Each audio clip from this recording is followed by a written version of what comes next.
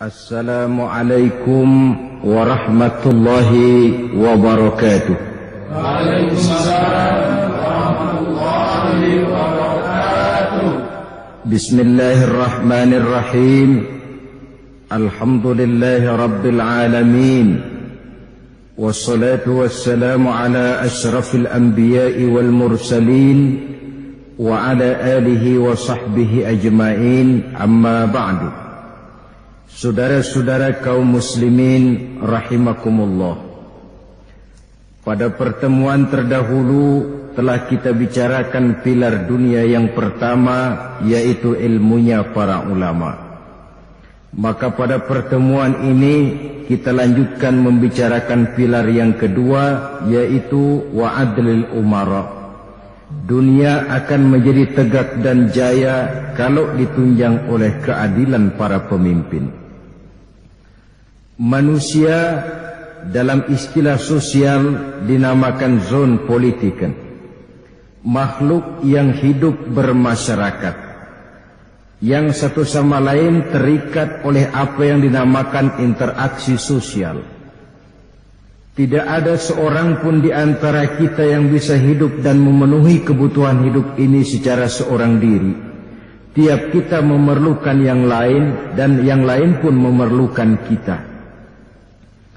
Oleh karena tidak mungkin secara bersama-sama manusia mengatur kehidupan mereka, lalu diadakanlah seleksi sosial yang melahirkan pemimpin-pemimpin untuk mengatur kehidupan mereka.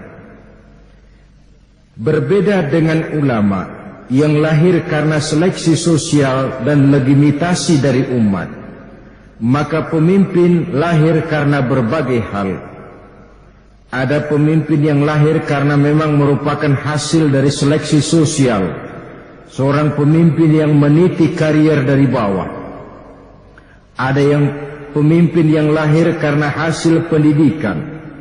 Ada pula pemimpin yang lahir karena satu momen, satu peristiwa, atau satu kebetulan, atau juga satu nasib. Apapun namanya, manusia memerlukan pemimpin. Manusia memerlukan satu bentuk pemerintahan, dan beruntunglah rakyat yang punya pemerintahan. Apa saudara pernah membayangkan kalau kita hidup tanpa satu pemerintah?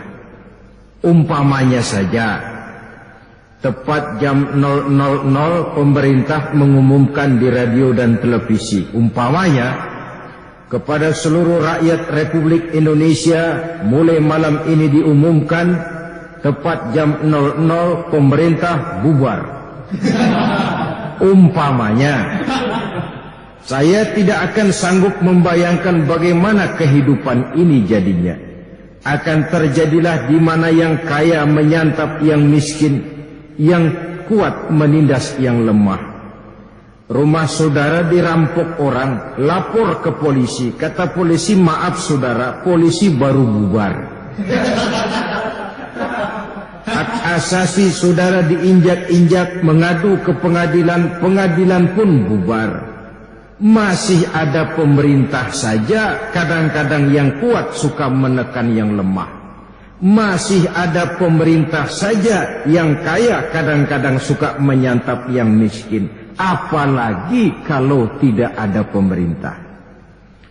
Oleh karenanya, pilar dunia yang kedua kata baginda Nabi, wa'adlil umara, keadilan para pemimpin. Itulah yang menyebabkan tegak dan jayanya dunia. Keadilan yang menaungi seluruh lapisan rakyatnya, sehingga rakyat merasa aman, tenang, dan tentram. Saudara-saudara kaum muslimin rahimakumullah, berbagai syarat dan teori dikemukakan tentang watak dan sifat dari seorang pemimpin. Tapi bagaimanapun teori itu, ada satu hal yang menonjol dari ciri seorang kepemimpinan, yaitu bertakwa kepada Allah Subhanahu wa ta'ala. Jangankan seorang pemimpin, pegawai negeri saja kalau dilantik mesti ada kata-kata bertakwa kepada Tuhan Yang Maha Esa. apatah lagi seorang pemimpin. Tetapi ternyata kalimat takwa ini lebih mudah diucapkan daripada dilaksanakan. Kita ambil satu contoh yang sederhana saja dari kata-kata takwa ini, yang akan menjelma dalam watak dan sifat seorang pemimpin. Imam Qushairi misalnya menegaskan bahwa takwa terdiri dari 4 huruf, yang masing-masing huruf mencerminkan sifat orang yang takwa. Ini dikaitkan dengan kehidupan seorang pemimpin. Huruf ta pada kalimat takwa adalah simbol dari sifat tawadhu, kata Imam Qushairi. Tawadhu artinya rendah hati, sadar akan kelemahan dan keterbatasan diri, tidak melonjak menjadi angkuh dan sombong lantaran sedikit keberhasilan yang pernah dicapainya. Pemimpin yang bertakwa artinya yang mempunyai sikap tawadhu, jauh dari sifat ingin dikultus individukan, jauh dari sifat ingin didewa-dewakan, jauh dari sifat membesar-besarkan hasil karyanya sendiri. Bahkan seluruh kebaikan yang dikerjakannya hanya merupakan kewajiban dari seorang pemimpin. Apa yang harus dipuji dari orang yang melaksanakan kewajibannya? Sebagai muslim misalnya kita berkewajiban sholat. Perlukah kita dipuji karena sholat? Tidak, itu kewajiban. Seorang muslim berkewajiban puasa di bulan Ramadan. Perlukah kita dipuji karena kita berpuasa di bulan Ramadan? Tidak, karena itu merupakan kewajiban. Seorang pemimpin berkewajiban mensejahterakan rakyatnya. Perlukah dia dipuji karena berhasil membawa rakyatnya menuju masyarakat yang adil dan makmur? Kalaupun memang dia dipuji, itu urusan orang lain. Tapi kalau dia sudah minta dipuji, itu kehilangan sifat tawadhu'nya. Dalam makna lain, tawadhu ini bisa kita artikan sikap ketahanan mental, memiliki apa yang dinamakan stabilitas temperatur batin. Tidak hanya bisa memulai sesuatu secara baik, tapi bisa mempertahankan kebaikan itu sampai di akhir masa kepemimpinannya. Itu yang utama.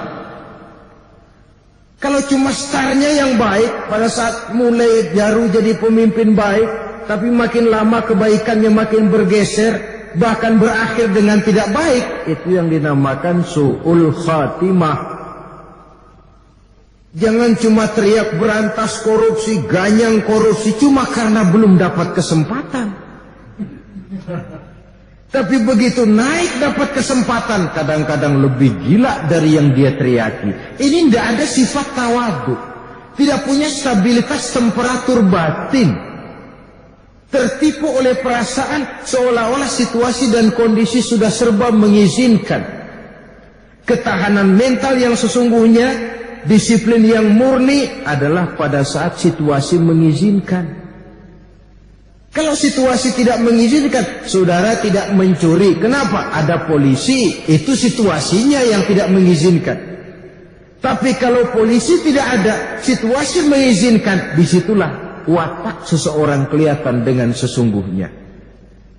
Saudara-saudara, kelihatan benar Khalifah Abu Bakar Siddiq radhiyallahu an, pada saat beliau dipilih menjadi Amirul Mukminin, pidato pelantikannya terkenal. Kata beliau, "Ayyuhan nas, inni qad wullitu alaikum wa lastu bi khairikum."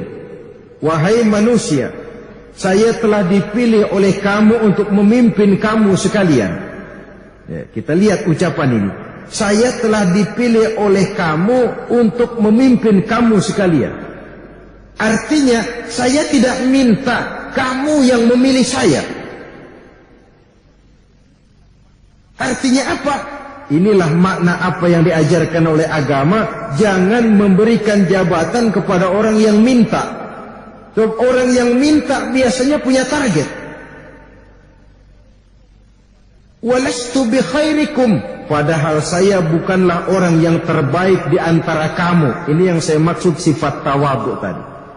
Saya telah tuan-tuan pilih untuk memimpin tuan-tuan semua, padahal saya bukan orang yang terbaik di antara tuan-tuan. Fa in ra'aitumuni 'alal haq fa'inuni. Oleh sebab itu, kalau tuan-tuan lihat saya berada pada garis yang benar, bantu saya, dukung saya. Tetapi kalau tuan lihat saya mencong, tuan lihat saya bergeser dari garis yang benar, tegur saya, perbaiki saya. Jelasnya kepemimpinan Abu Bakar Siddiq tidak hanya ingin mendengar yang enak saja, bahkan akan lebih suka mendengar yang tidak enak. Tidak hanya asal mendengar yes, orang lain tidak boleh ngomong tidak, semuanya harus oke. Kalau kamu lihat saya benar, bantu saya. Tapi kalau kamu lihat saya tidak benar, tegur. Dan itu bukan cuma sekedar basa-basi. Sebab orang bisa juga, kalau saya benar bela, kalau tidak benar silahkan kritik. Begitu dikritik, marahnya 17 setan. Cuma sekedar basa-basi saja. Sayyidina Abu Bakar dengan penuh keikhlasan, kalau kau lihat saya benar, bantu saya. Tapi kalau saya berlari dari kebenaran, tegur saya. Sikap tawadu dari cerminan seorang pemimpin yang bertakwa. Yang kedua, huruf qaf adalah sifat qanaah. Qanaah artinya merasa cukup dengan apa yang diberikan Allah secara pribadi. Dalam kehidupan pribadi, seorang pemimpin merasa cukup dengan apa yang diberikan oleh Allah. Karena itu tidak berusaha menghalalkan segala cara untuk menumpuk kekayaan pribadi. Kalau rakyat saya lapar, saya akan jadi orang pertama yang merasakan kelaparan. Tapi kalau rakyat saya kenyang, biarlah saya akan jadi orang terakhir yang kenyang. Ini kan sikap bijaksana. Jangan dibalik. Kalau rakyat kenyang, saya paling dulu. Rakyat kelaparan, saya paling belakang. Itu tentu cerminan dari watak yang egois. Sifat qanaah dalam kehidupan pribadi, dia merasa cukup dengan karunia yang diberikan oleh Allah kepadanya. Maka tidak ada keinginan menumpuk kekayaan untuk kepentingan pribadi. Masa kepemimpinannya dipergunakan untuk mensejahterakan rakyatnya, karena secara pribadi dia mempunyai sifat qanaah. Kalau ini tidak tertanam, yang lahir adalah tamak bin rakus alias serakah. Kalau ini sudah tertanam, akan lahirlah menghalalkan segala cara untuk mencapai maksud-maksud materi. Lalu huruf waw pada yang ketiga dari kalimat takwa, simbol dari sifat wara.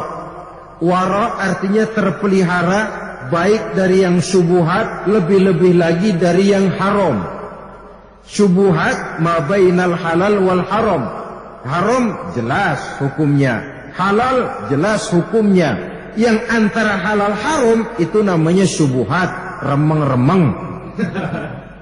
Jadi kalau kalian remaja, pemuda suka di tempat remeng-remeng, namanya pemuda syubhat.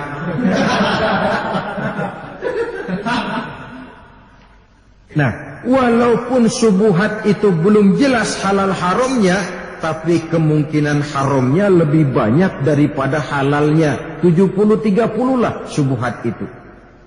Seorang pemimpin yang bertakwa punya sifat wara.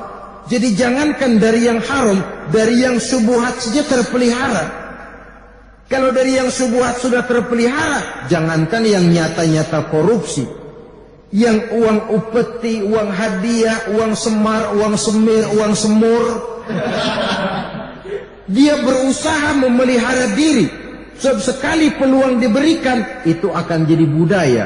Sekali dia jadi budaya, itu akan jadi contoh bagi orang-orang di bawahnya. Sehingga pepatah bilang, bagaimana bayangannya mau lurus kalau kayunya bengkok. Kalau kayunya bengkok, bayangannya wajar saja bengkok. Kalau kayunya lurus, insya Allah bayangannya lurus. Kalau gurunya kencing lari, insya Allah muridnya kencing kabur. Kenapa? Fotokopi. Bagaimana aslinya? Inilah artinya diperlukan sikap keteladanan. Sifat wara membuat orang terpelihara, baik dari yang syubhat, lebih-lebih dari yang haram. Kemudian yang terakhir huruf waw pada kalimat, huruf ya pada kalimat takwa, kata Imam Qushairi menggambarkan sifat yakin. Seorang pemimpin harus punya prinsip, harus punya pendirian. Walaupun dia harus mendengarkan pendapat orang lain, tapi dia tidak boleh hanyut. Walaupun dia tidak boleh diktator, tapi kalau dia tidak punya pendirian, dia akan dipermainkan oleh orang-orang di sekeliling dia. Kelemahannya dimanfaatkan, posisinya digunakan, tentu oleh orang-orang yang punya kepentingan-kepentingan tersendiri. Satu kali ini dibukakan pintu, akan terbukalah peluang untuk selanjutnya. Dia akan mengakar dan membudaya, dan sulit untuk menutupnya seperti semula. Karena itu saudara-saudara kaum muslimin, dalam bentuk yang ideal, kelahiran dan kehadiran seorang pemimpin dalam masyarakat sama saja dengan kehadiran seorang imam dalam kita solat berjamaah. Solat berjamaah kita perlu imam, perlu makmum, betul? Begitulah hidup bermasyarakat, perlu ada rakyat, perlu ada pemimpin. Ada imam tidak ada makmum, tidak bisa berjamaah. Ada makmum tidak ada imam, mau ngapain di masjid? Masyarakat juga begitu. Ada rakyat tidak ada pemimpin, gerombolan. Ada pemimpin tidak ada rakyat, yang mau dipimpin apaan? Keduanya penting, keduanya terikat oleh interaksi. Namun kenyataan mengajarkan dalam sholat jadi makmum lebih gampang daripada jadi imam. Makmum siapa saja silakan. Masbuk ketinggalan 2 rakaat saja masih boleh nyusul kok, itu makmum. Artinya dalam masyarakat jadi rakyat lebih gampang daripada jadi pemimpin. Orang jadi rakyat sih nggak perlu seleksi, asal lahir ya rakyat sudah itu. Tapi seorang pemimpin lewat seleksi, lewat berbagai momen dia muncul menjadi seorang pemimpin. Jadi nilai dasar yang paling utama dengan kacamata agama, modal dasar dari seorang pemimpin adalah ketakwaannya kepada Allah. Dari takwa terpantul sikap tawadhu yang melahirkan ketahanan mental, qanaah yang melahirkan disiplin murni dan terpelihara diri dari sifat tamak dan rakus, wara yang membuat ia terpelihara dari perbuatan yang tercela, dan yakin yang membuat ia stabil walaupun dengan tetap mendengarkan pendapat dan perhatian dari orang lain. Saudara-saudara, Rasulullah sallallahu alaihi wasallam dalam hadis yang diriwayatkan oleh Imam Bazar dari Imam Ali karramallahu wajhah pernah bersabda, asqalud dini al-amanatu, la dina liman la amanata lah, wala salata wala zakat. Yang paling berat dalam agama sesungguhnya adalah menjaga amanah. Maka tidak ada agama bagi orang yang tidak bisa menjaga amanah. Juga tidak solat dan tidak ada zakat bagi orang yang tidak bisa menjaga amanah. Artinya walaupun dia solat, walaupun dia zakat, tidak dianggap solat dan tidak dianggap zakat kalau tidak bisa menjaga amanah. Yang terberat dalam agama bukan solat, bukan puasa, bukan haji, menjaga dan memegang amanah.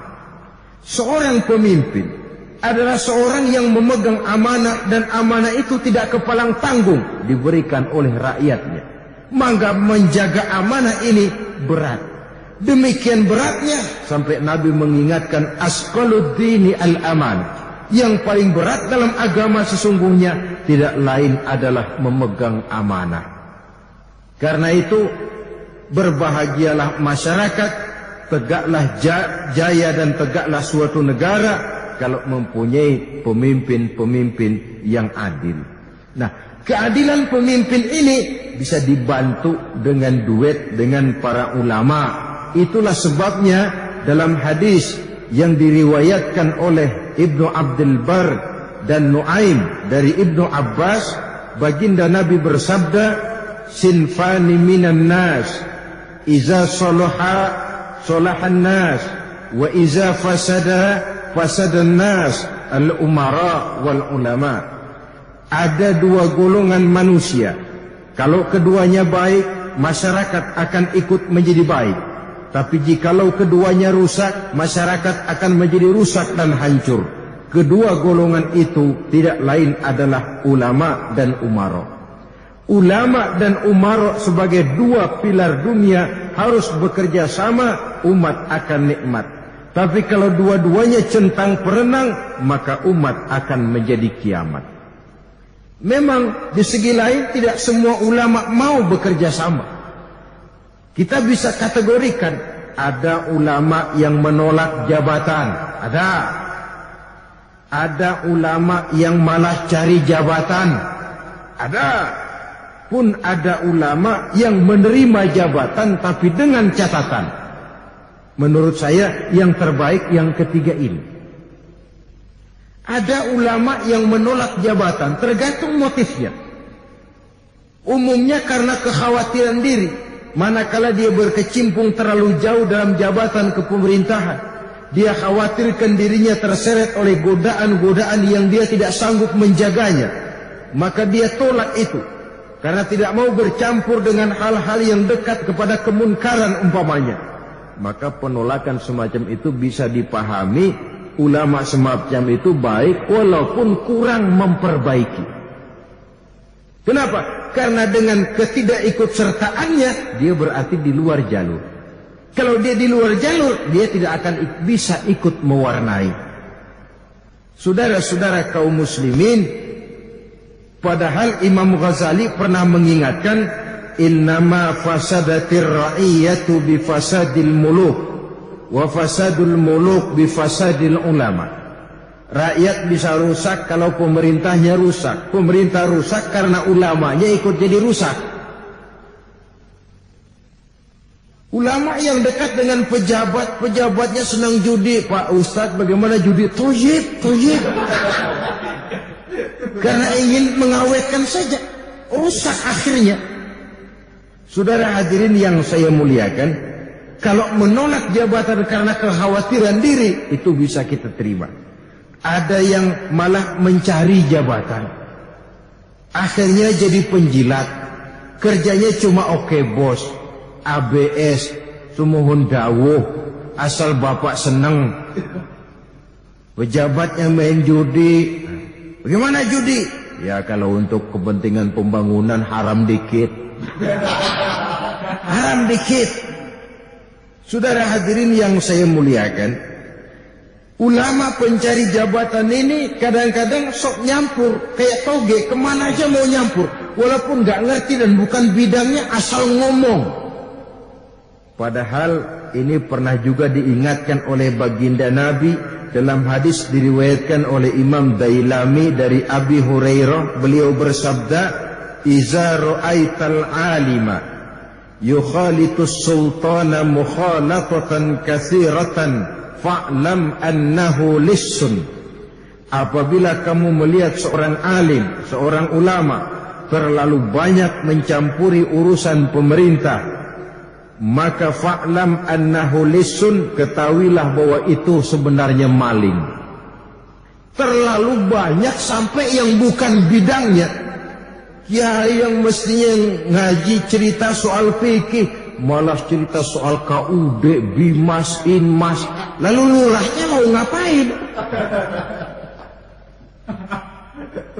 Saudara hadirin yang saya muliakan, yang ketiga, ulama yang menerima suatu jabatan tetapi dengan syarat, apabila umara berada di jalan Allah sesuai dengan tuntunan Quran dan Sunnah, mari kerjasama, bahu-membahu, saling tolong-menolong. Tapi kalau sudah keluar dari jalan tuntunan Allah dan Rasulnya, keluar dari tuntunan Quran dan Sunnah, maka mereka memberikan teguran. Kalau dengan teguran mereka tidak tergugah, para ulama tadi siap meninggalkan posnya. Kalau terjalin kerjasama yang baik semacam ini, insya Allah umat akan merasakan nikmatnya. Inilah makna apa yang pernah diungkapkan oleh Imam Ghazali pula, ad-dinu bil mulki yaqwa wal mulku bid dini yabqa. Agama kalau ditopang dengan kekuasaan akan menjadi kuat. Dan kekuasaan apabila berdasarkan agama akan menjadi kekal. Kekuasaan baginda Rasul bagaikan masih kita rasakan sekarang. Padahal beliau tidak memproklamirkan diri menjadi raja.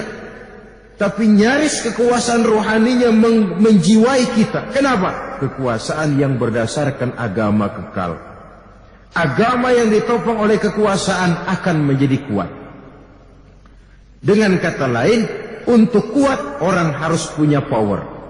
Dan power salah satunya adalah kekuasaan. Begitu pentingnya kekuasaan dan kekuatan sampai seorang filosof bernama Plato pernah berkata, segenggam kekuasaan lebih efektif dari sekeranjang kebenaran. Artinya apa? Kalau orang sedang berkuasa, efektif itu. Walaupun sekeranjang kebenaran datang, dia bisa menolaknya. Segenggam kekuasaan lebih efektif dari sekeranjang kebenaran. Tapi sebaliknya, segenggam kekuasaan yang tanpa kebenaran tidak mungkin bisa dipertahankan untuk jangka waktu yang panjang. Sebaliknya, sekeranjang kebenaran memang bisa ditekan, tapi sama sekali tidak akan mungkin untuk dikalahkan. Pada waktunya, dia akan naik dan muncul juga ke permukaan. Saudara-saudara kaum muslimin rahimakumullah. Yang afdal memang kalau umaroknya adalah ulama, atau ulamanya adalah umara. Tapi figur semacam ini kan jarang. Figur-figur macam Harun ar-Rasyid, figur-figur macam Umar bin Abdul Aziz, Abu Bakar Siddiq, Umar bin Khattab dan lain sebagainya. Oleh karena jarangnya, okelah, berbagi tugas saja. Yang ulama ya ulama, yang umara ya umara. Ulama bukan alat umara, jangan saling memperalat, keduanya harus saling bekerja sama. Dengan demikian umat akan terasa menjadi nikmat. Tetapi kalau sudah saling memperalat, yang akan timbul adalah saling unggul mengungguli. Kalau sudah saling unggul mengungguli, maka kelihayan diplomasi pun menjadi memegang peran utama. Kalau sudah kelihayan diplomasi memegang peranan utama, saling curiga mencurigai biasanya akan segera timbul. Oleh karena itu, bukan hanya ulama yang perlu ditatar oleh umara. Pada satu saat umara pun perlu berkumpul mendengarkan fatwanya para ulama. Jangan menggunakan ulama cuma sebagai alat saja. Saudara hadirin yang saya muliakan, sehingga dengan demikian baginda sendiri pernah memberikan peringatan, iza wusidal amru ila ghairi ahlihi fantaziri sa'ah. Kalau satu pekerjaan sudah diserahkan kepada orang yang bukan ahlinya, maka tunggu sajalah saat kehancurannya. Pekerjaan apapun saja, kalau sudah diserahkan kepada yang bukan ahlinya, tunggulah kehancurannya. Saya ingin menegaskan bahwa di negara kita yang sedang giat membangun dalam berbagai bidang, seluruh kita harus berpartisipasi sesuai dengan bidang keahlian dan kemampuan kita masing-masing. Jangan overacting. Dan menjadi yang terbaik, itulah partisipasi kita. Saudara petani mau berpartisipasi dalam pembangunan, jadilah petani yang baik. Saudara pedagang ingin berpartisipasi dalam pembangunan, jadilah pedagang yang baik. Jangan mengurangi timbangan dan jangan menipu pembeli. Saudara ulama ingin berpartisipasi dalam pembangunan, jadilah ulama yang baik. Katakan bahwa yang halal adalah halal, yang haram adalah haram, yang hak adalah hak, yang batil adalah batil. Saudara pemimpin berpartisipasi dalam pembangunan, jadilah pemimpin yang baik, karena rakyat adalah kita secara keseluruhan. Tegakkan keadilan, tegakkan hukum, sehingga dengan demikian rakyat merasa ternaungi. Jangan overacting. Sudah jadi kiai karena ingin berpartisipasi dalam pembangunan, lalu pindah jadi pemborong jembatan. Akhirnya nanti jembatan tidak selesai, pesantren bubar, majelis taklim pun terlunta-lunta. Sesuailah dengan bidang yang kita tekuni masing-masing untuk menjadi yang terbaik di bidang kita. Dan orang tidak perlu bikin alasan. Apa kiai ulama cuma ngomong saja. Sekarang kan zaman pembangunan perlu karya nyata. Mana ada kiai ngurus irigasi. Ini orang tidak ngerti urusan. Lah kalau kiai ngurus irigasi, apa nanti karyawan PU-nya mau ngajar fikih? Terus pamong desanya apa mau ngajar tafsir? Kembali sesuai dengan bidang kita, di mana asas manajemen saja mengatakan the right man on the right job. Tidak ada yang satu merasa lebih penting dari yang lain. Semuanya penting sesuai dengan bidang kita masing-masing. Pilar ketiga yang menunjang tegak dan jayanya dunia adalah wasakhawatil aghniya. Dunia akan menjadi tegak dan jaya kalau ditunjang oleh kedermawanannya orang-orang kaya. Saudara-saudara kaum muslimin rahimakumullah. Allah Subhanahu wa ta'ala dalam surah An-Nahl ayat 71 menjelaskan, wallahu faddala ba'dakum ala ba'din fir rizqi. Allah melebihkan sebagian kamu dari yang lain di dalam rizkinya. Saudara-saudara kaum muslimin rahimakumullah. Allah Subhanahu wa ta'ala dalam surah An-Nahl ayat 71 menjelaskan, wallahu faddala ba'dakum ala ba'din fir rizqi. Allah melebihkan sebagian kamu dari yang lain di dalam rizkinya, sehingga ada yang kaya, ada juga yang miskin, dan begitu selanjutnya. Manusia dalam hidup ini selalu berusaha mencari rizki, dan yang dinamakan rizki adalah al-ata hissiyan kana au ma'nawiyan. Rizki adalah pemberian atau karunia dari Allah, baik dalam bentuk yang konkret maupun dalam bentuk yang abstrak. Maka rizki kadang-kadang bisa berbentuk uang, rumah, kendaraan, tapi juga bisa berbentuk harga diri, kehormatan, pangkat, jabatan, ilmu pengetahuan, dan lain sebagainya. Karena kita sering membatasi pengertian rizki, akibatnya rizki kita sering terbatas. Bagi kita yang namanya rezeki tidak lain adalah duit atau uang. Kalau banyak uang kita anggap banyak rezeki. Macet uang berhenti rezeki. Padahal rezeki tidak pernah berhenti, hanya bentuknya yang bermacam-macam. Terhadap seluruh rezeki yang diberikan kepada kita, hendaklah kita mempunyai kesadaran diri. Kepada saudara-saudara yang dikaruniai kelebihan harta dalam hidup ini, marilah kita merenung. Pada saat kita lahir ke alam ini, tidak selembar kain pun yang kita bawa. Tidak ada harta yang kita miliki.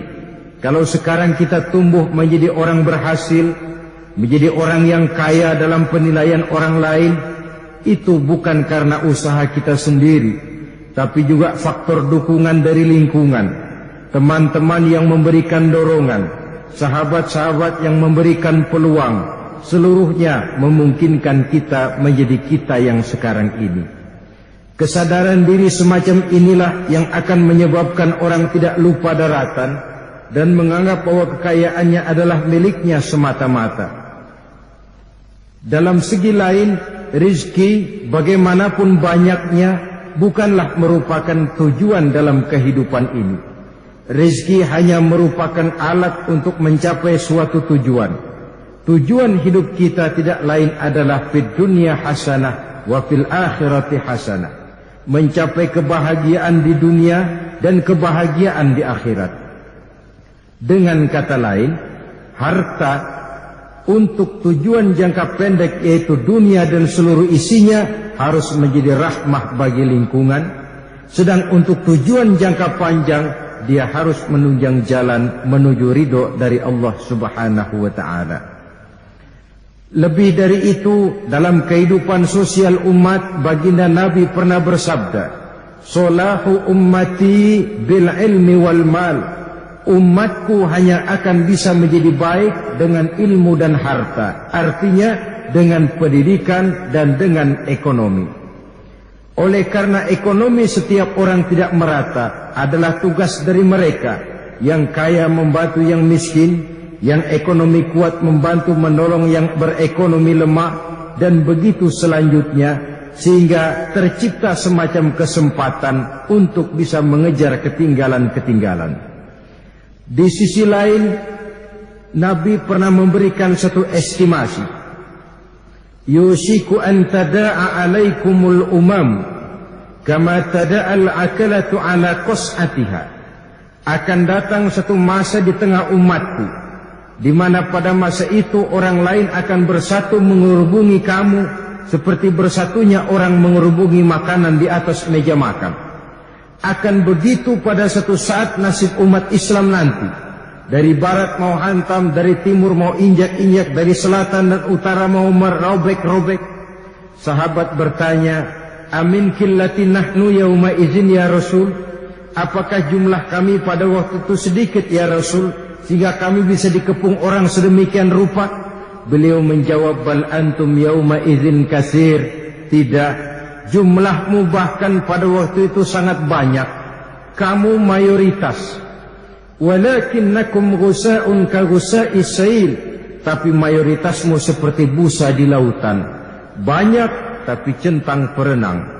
Banyak tapi tidak punya daya dan kekuatan. Dipermainkan gelombang lautan untuk dihempaskan ke tepian pantai tanpa punya makna dan arti. Dikala itu kata Nabi, wal yakzifanna fi qulubi aduwikumul mahabata minkum. Akan dicampakkan kehebatanmu di mata musuh-musuhmu. Orang-orang yang anti kepadamu mengamandang kamu enteng dan remeh saja. Yang paling celaka, wal yakzifanna fi qulubikumul wahan. Pada hari itu, saat itu dicampakkan di hatimu penyakit wahan. Inilah penyakit yang paling berbahaya. Sahabat lalu bertanya, wa mal wahnu ya Rasulullah? Apa penyakit wahan itu? Beliau menjawab, hubbud dunya wa karahiyatul maut. Terlalu cinta kepada dunia dan terlalu takut kepada mati.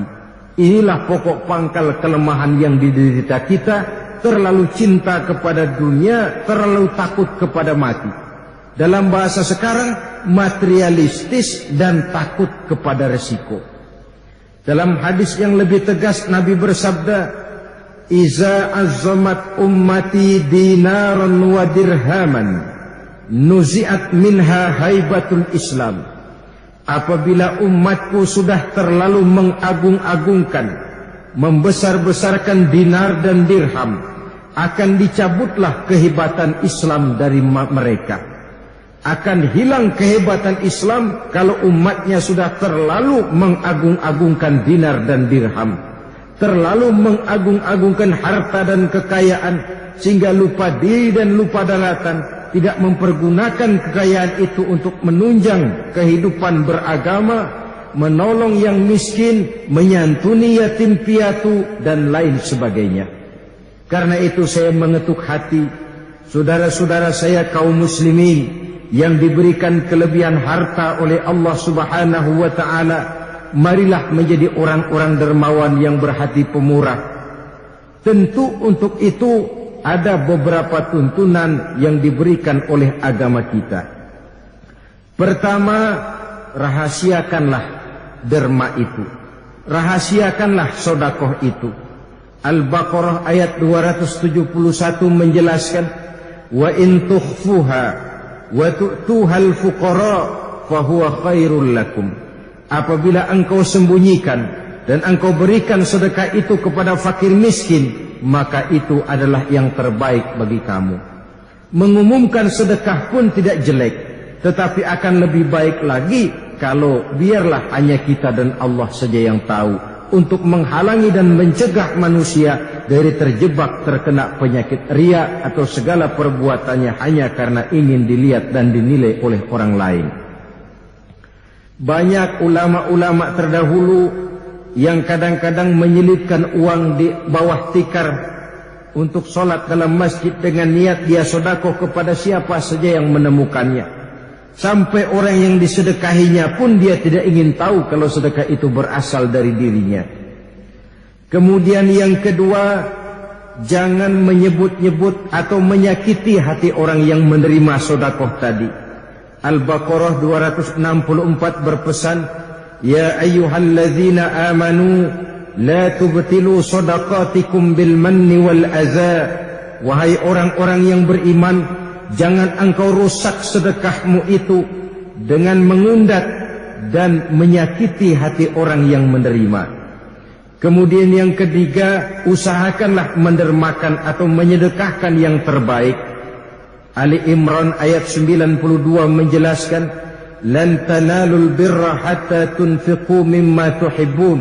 Engkau tidak akan mendapatkan kebaikan sampai engkau infakkan apa yang engkau cintai. Jangan kalau sudah urusan sedekah lalu dipilih yang paling jelek. Urusan beramal lalu dipilih yang kira-kira sudah akhir dan tidak kepake lagi di rumah. Begitu mau sedekah, buka dompet, kresik-kresik, cari yang paling kecil. Pakaian cari yang sudah paling enggak kepake. Ini disindir dalam An-Nahl ayat 62, wa yaj'aluna lillahi ma yakrahun. Untuk Allah mereka berikan apa yang sudah mereka tidak senangi, apa yang sudah mereka tidak sukai. Kemudian yang keempat, dermakan, sedekahkan harta itu dengan muka yang cerah dan gembira. Sebab Nabi dalam satu bahasa tamsil pernah memberikan ibarat, sabaqa dirhamun ala mi'ati alfi dirhamin. 1 dirham mendahului 100.000 dirham. Maksudnya apa?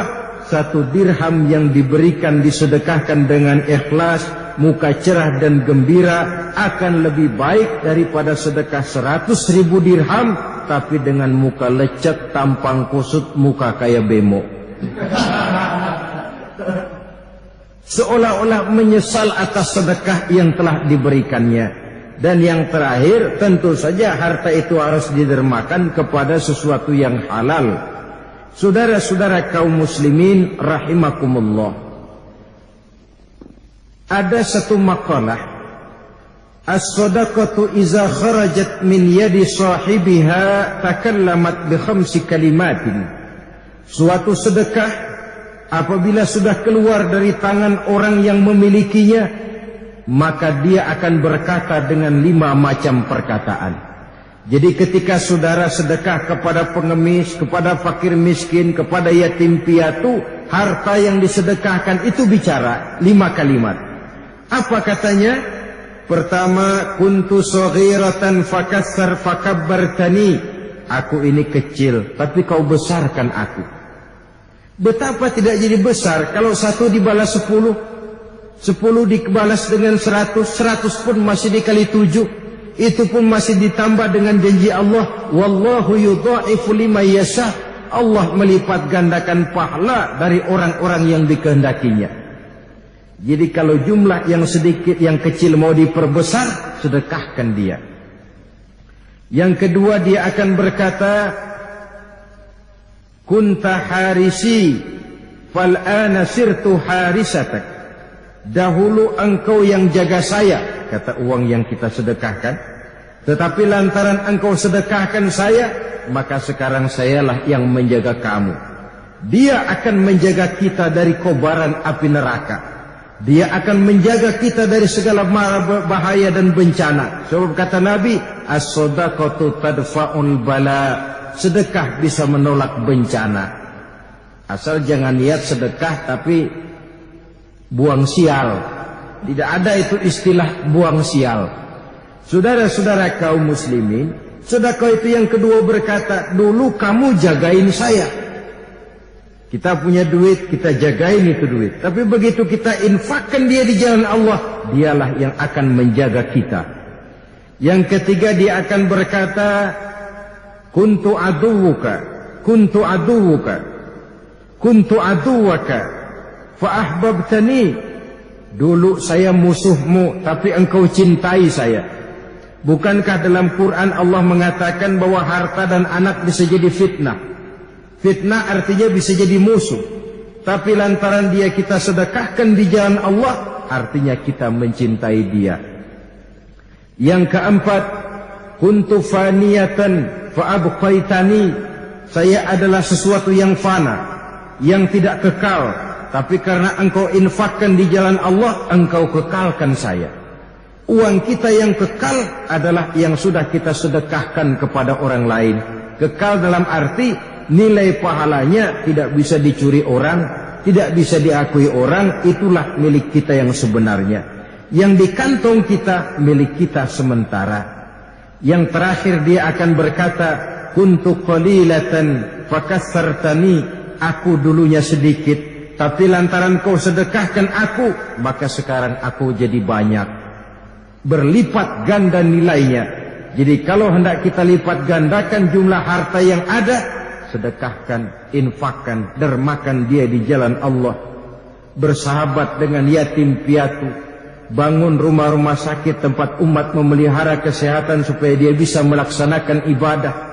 Bangun sekolah dan tempat-tempat pendidikan, madrasah dan pondok-pondok pesantren, majelis-majelis taklim dan pusat-pusat kegiatan remaja untuk sesuatu yang bermanfaat.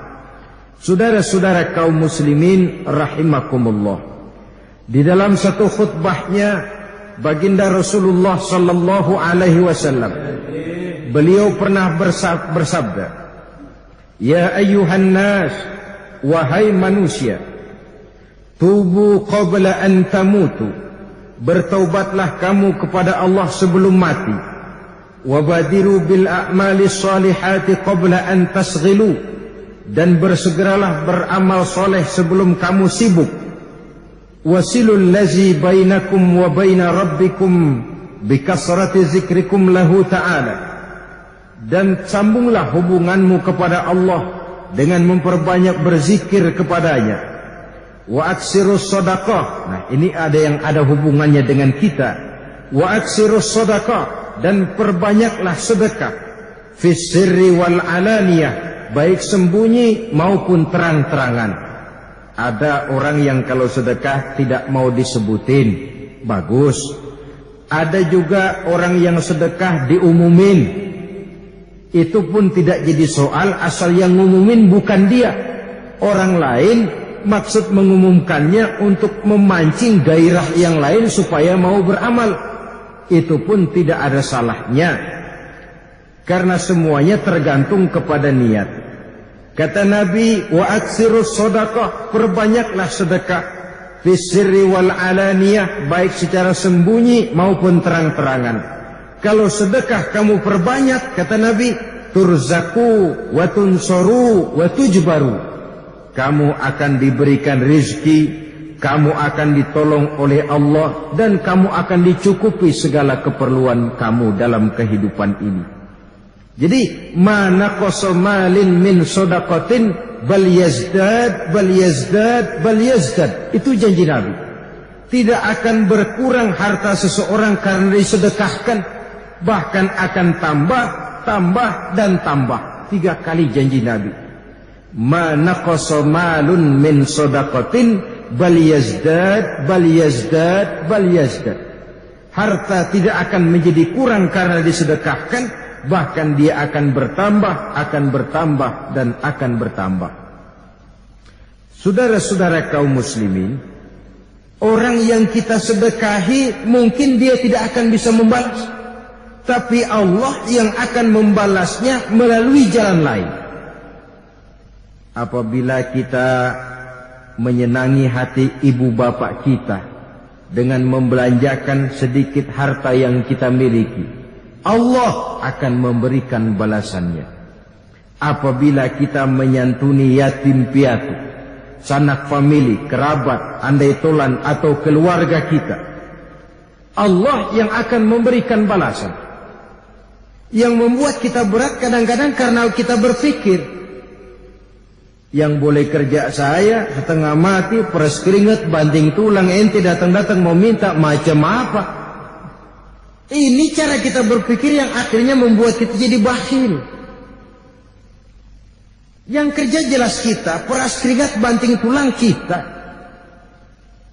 Tapi lantaran kita sedekahkan kepada orang lain, Allah makin membuka keluasan pintu rezeki itu. Dengan kata lain, rezeki orang lain cuma barangkali salurannya lewat channel kita. Berbahagialah manusia kalau dia menjadi semacam saluran yang dipercayakan Allah untuk meneruskan rezeki kepada orang lain. Makin banyak kita menolong orang, makin Allah tolong kita. Tapi kadang makin mengunci kita dari persoalan orang lain.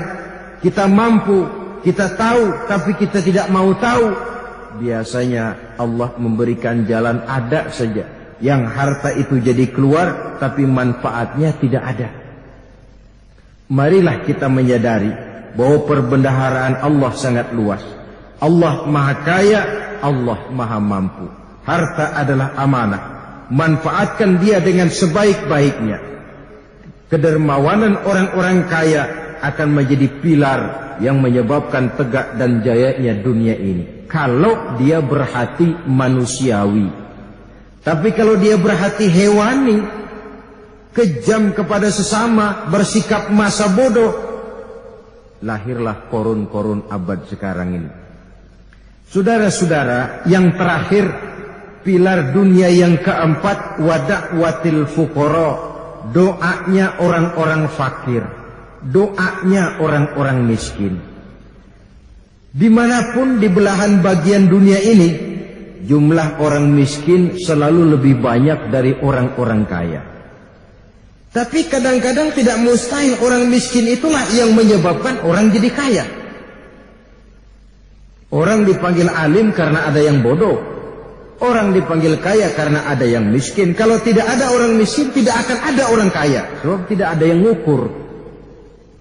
Kita kaya dibanding sama yang miskin. Ada bahan perbandingan. Oleh karenanya, umat Islam itu, kata Nabi, ajaban li amril muslim. Inna amrahu kullahu lahu khair. Aku heran persoalan orang Islam ini. Segala persoalan baik bagi dia. Kalau dia mendapat nikmat, dia bersyukur, itu pun baik. Kalau dia terkena kesulitan, dia bersabar, itu pun baik. Dua-duanya baik, dua-duanya berpahala, asal kita tidak salah terima. Karena itu, kita yang mayoritas berada di bawah garis kemiskinan, hendaklah menghadapi hidup ini dengan husnuzon, baik sangka kepada Allah. Yang kaya bersyukur, lalu memanfaatkan kekayaan itu sesuai dengan tuntunan Allah. Yang miskin bersabar, itu baik. Saudara-saudara, malah baginda Rasul sering mengucapkan satu doa, yaitu Allahumma ahyini miskinan. Ya Allah, hidupkan saya dalam keadaan miskin, matikan saya dalam keadaan miskin, dan kumpulkan saya di akhirat nanti bersama golongan orang-orang yang miskin. Kenapa? Sebab orang miskin di akhirat sidangnya nggak lama-lama. Apa yang mau diperiksa orang miskin? Tapi yang kaya, dia punya tanah ratusan hektar, tanahnya disidang. Dia simpan uang puluhan juta di bank, uangnya diselidiki. Dari mana didapat, kemana dibelanjakan. Dia punya tanah di mana-mana, dia punya rumah di mana-mana, rumahnya akan jadi masalah, dan begitu selanjutnya. Oleh karena itu, kedua sikap ini akan sama baiknya asal kita tidak salah terima. Allah senantiasa memberikan yang terbaik buat kita. Jangan lupa, Allah punya sifat Rahman, Allah punya sifat Rahim. Pengasih, dia tidak pilih kasih, siapapun saja dikasih. Penyayang, sayangnya tidak terbilang. Bedanya apa? Tidak semua orang yang dikasih lalu disayang. Orang yang disayang tentu dikasih. Kalau tidak dikasih, ada pertimbangan lain untuk kepentingan orang yang disayang tadi.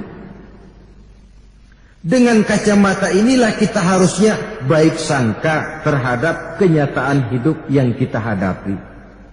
Tidak lalu buruk sangka.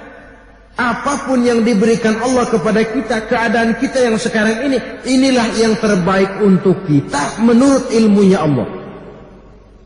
Kalau kita dahului dengan buruk sangka, Bayang rajin rezeki seret bubar. Iman mantap tapi hidup susah bisa jadi kufur.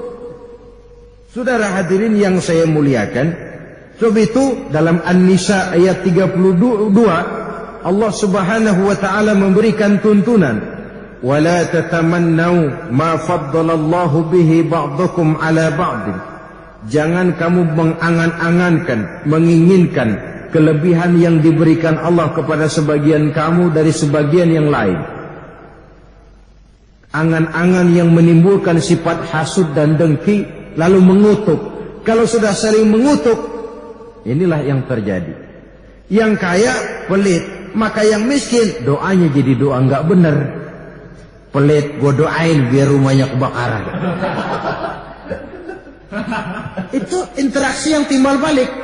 Lah, yang miskin hatinya hasud. Yang kaya ngapain sedekah membagi jumbang orang gaya begitu, hatinya jahat benar. Ini bisa terkena pengaruh timbal balik kalau dilandasi oleh sikap yang salah terima. Maka artinya ini, yang kaya bersikap murah, yang miskin berdoa. Saudara-saudara kaum muslimin rahimakumullah, dari mulut dan perut orang-orang miskin, doa biasanya terpancar, lebih konsentrasi, lebih khusyuk. Sama saja saudara pada waktu perutnya kenyang dengan pada waktu perut lapar, doa mantepan waktu lapar. Kenapa? Ada perasaan semacam ketergantungan. Ketergantungan yang mutlak kepada Allah. Walaupun tidak mesti doa itu lalu kabul.